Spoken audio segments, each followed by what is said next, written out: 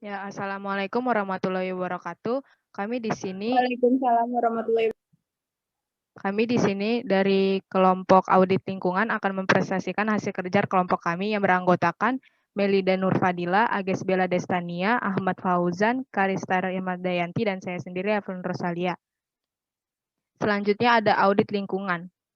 Audit lingkungan menurut Kememprin Lingkungan Hidup nomor 42 tahun 1994, audit lingkungan adalah suatu alat manajemen yang meliputi evaluasi secara sistematik, terdokumentasi, periodik, dan objektif tentang bagaimana suatu kinerja organisasi, sistem manajemen, dan peralatan dengan tujuan memfasilitasi kontrol manajemen terhadap pelaksanaan upaya pengendalian dampak lingkungan dan pengkajian pemanfaatan kebijakan usaha atau kegiatan terhadap peraturan perundang-undangan tentang pengolahan lingkungan. Selanjutnya akan dijelaskan oleh rekan saya.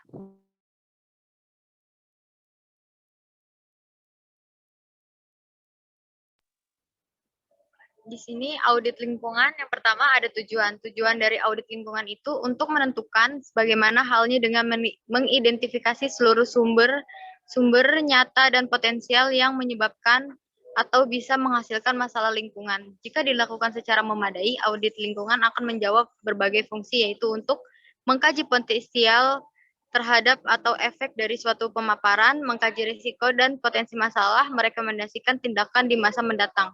Lalu poin kedua ada manfaat. Untuk audit yang bersifat wajib, perangkat audit ini bermanfaat untuk mengevaluasi pelaksanaan pengelola lingkungan dalam rangka memperbaiki pelanggaran atau pencemaran yang mungkin telah terjadi. Seperti mengidentifikasi risiko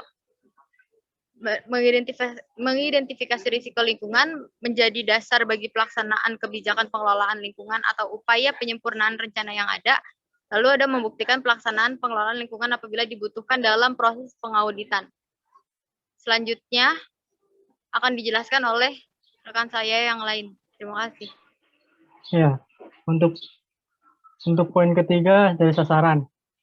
Sebagaimana perangkat pengelolaan lingkungan seperti AMDAL, UKL, dan UPL, maka audit lingkungan mempunyai sasaran diantaranya adalah yang pertama ada pengembangan kebijakan lingkungan, lalu dapat menjadi dukungan dalam mengidentifikasi kebijakan lingkungan suatu korporasi dan dapat memberikan arahan atau kerangka pengembangan kebijakan tersebut. Selanjutnya ada penataan terhadap regulasi, lisensi, dan standar. Lalu ada review tentang tindakan manajemen dan operasi, minimalisasi resiko lingkungan, dan terakhir ada menjamin bahwa identifikasi, prediksi, dan evaluasi dampak tersebut bisa dikaji setelah usaha tersebut berlangsung.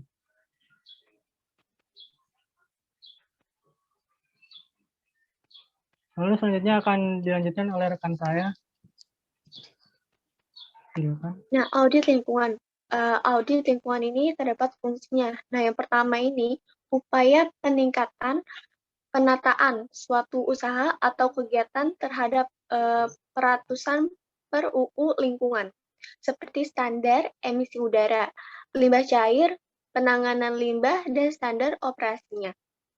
Yang kedua ini dokumen suatu usaha atau kegiatan tentang pelaksanaan standar operasi, prosedur pengelolaan dan pemetaan lingkungan, termasuk rencana tanggapan darurat, pemantauan dan pelaporan, serta rencana perubahan pada proses dan peraturan. Nah, yang ketiga ini jaminan untuk menghindari perusahaan atau kecenderungan kerusakan lingkungan. Yang keempat, bukti kebebasan perakhiran dampak dan penerapan rekomen dari yang tercantum dalam dokumen AMDAL yang berguna dalam penyempurnaan proses AMDAL. Nah, yang kelima ini upaya perbaikan penggunaan sumber daya melalui penghematan penggunaan bagan, minimasi limbah, dan identifikasi kemungkinan proses daur ulang. Yang terakhir ini yang keenam, upaya untuk meningkatkan tindakan yang telah dilaksanakan atau yang perlu dilaksanakan oleh suatu usaha atau kegiatan untuk memenuhi kepentingan lingkungan seperti pembangunan yang berkelanjutan, proses daur ulang, dan aliansi penggunaan sumber daya. Nah, selanjutnya akan dijelaskan oleh rekan saya. Audit lingkungan yang kelima, prinsip dasar. Prinsip dasar yang pertama ada terdapat karakteristik dasar dan kunci keberhasilan. Karakteristik dasar itu audit lingkungan yang mempunyai ciri khas sebagai berikut, yaitu metodologi yang komprehensif, konsep pembuktian dan pengujian, pengukuran dan standar yang sesuai, dan laporan tertulis. Yang kedua ada kunci keberhasilan, dukungan pihak pimpinan. Yang kedua keikutsertaan semua pihak. Yang ketiga kemandirian dan objektivitas auditor. Yang terakhir kesepakatan tentang tata laksana dan lingkup audit.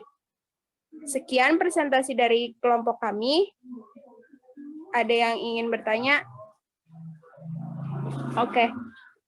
Sekian presentasi dari kelompok kami. Kurang lebihnya mohon maaf. Wassalamualaikum warahmatullahi wabarakatuh. Waalaikumsalam warahmatullahi wabarakatuh.